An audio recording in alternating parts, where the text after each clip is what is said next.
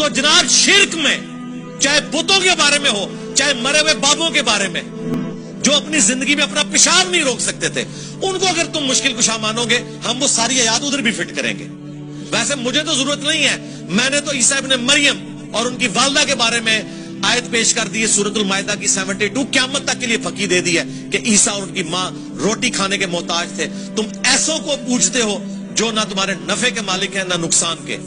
अब मुझे बताओ ईसा और उनकी माँ क्या बुत थे? रुको जरा, सब्र करो, आगे चल।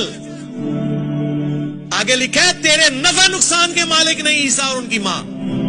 आया ना दार थले, छड़ दे इबादत नू। अगर ईसा और उनकी माँ नफे नुकसान के नहीं है तो तुहाडे बाबे ते शाही कोई नहीं, ईसा के जैसा है ही कोई नहीं, तेरा बाबा ते शाही कोई नहीं। हाँ, मरियम के जैसा है ही कोई नहीं, तेरी राबिया बसरी ते शाही कोई नहीं।